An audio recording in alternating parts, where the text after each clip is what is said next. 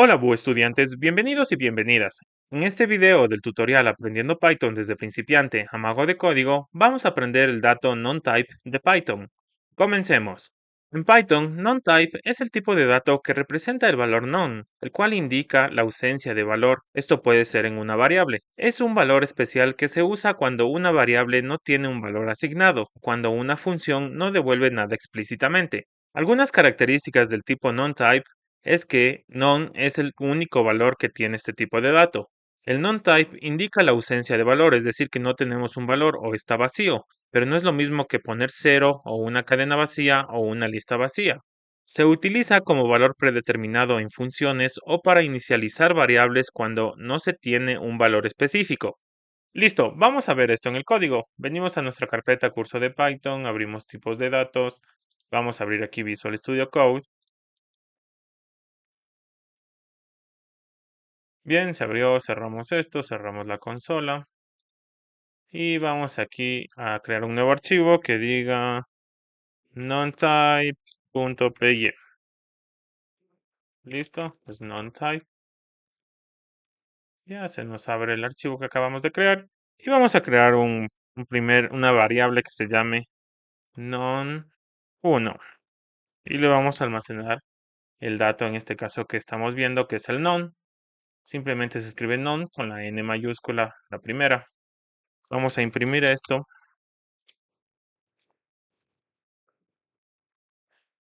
Ponemos aquí la variable non1, vamos a imprimir el tipo de dato.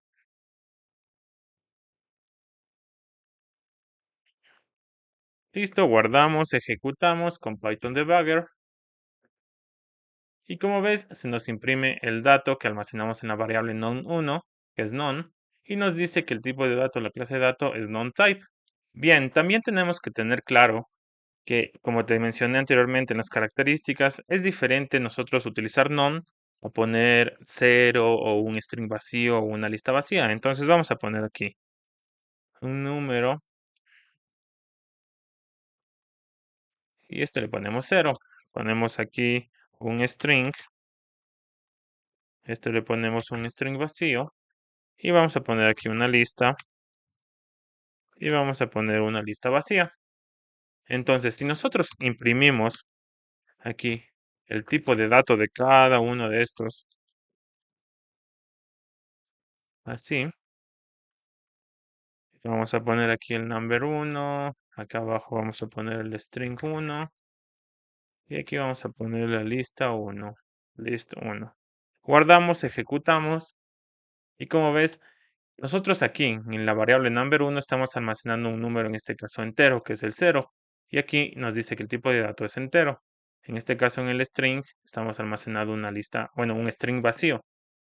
Y nos dice aquí es de str, que hace referencia a string. Y en la lista estamos almacenando una lista vacía que nos dice que el tipo, la clase es lista. Entonces, es diferente a que nosotros utilicemos, en este caso, el tipo de dato non, que es específico. En este caso, nosotros utilizamos este dato para inicializar variables o para crear variables nuevas que todavía no están definidas qué tipo de dato van a tener almacenadas estas. Además, dependiendo del contexto en el que le veamos, nosotros podemos utilizar el tipo de dato non para realizar una programación robusta. ¿Esto qué quiere decir? Nosotros cuando creamos programación robusta, nosotros declaramos e inicializamos las variables al inicio de una función o al inicio del programa para nosotros tener claro qué variables vamos a tener en todo el programa y no estar creando más variables en ese momento en el transcurso del programa, ya que eso puede ocasionar conflictos dentro de nuestro programa y bugs y errores. Entonces, nosotros no queremos eso. Por lo tanto, la programación robusta lo que hace es que nosotros creamos las variables al inicio de ya sea una función o de un programa en sí, para nosotros ya tener definido las variables y si en algún caso no sabemos qué tipo de dato va a contener alguna variable, la inicializamos con este tipo de dato non para nosotros después poder almacenar el tipo de dato que se vaya a almacenar dentro de esa variable. Entonces, por ejemplo, si aquí en el programa yo quisiera que el non1 después de la ejecución de todo esto que está aquí tenga otro valor dentro de esta variable que sea 5 más 3 y volvemos a imprimir en este caso la variable non1 y el tipo de dato también lo vamos a imprimir. Sí, venimos aquí, guardamos, ejecutamos.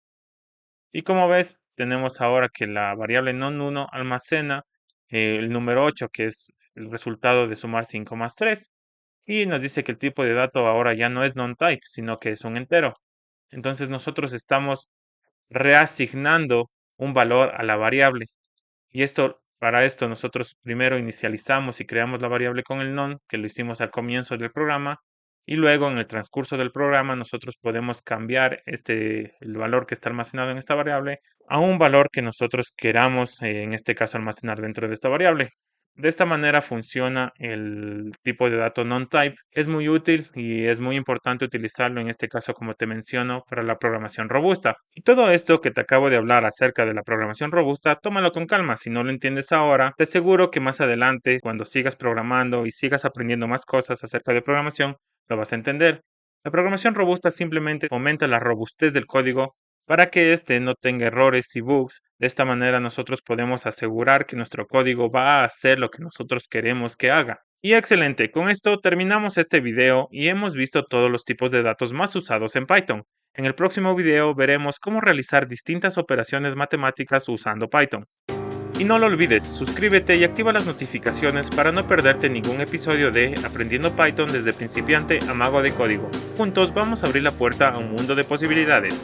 ¡Hasta pronto!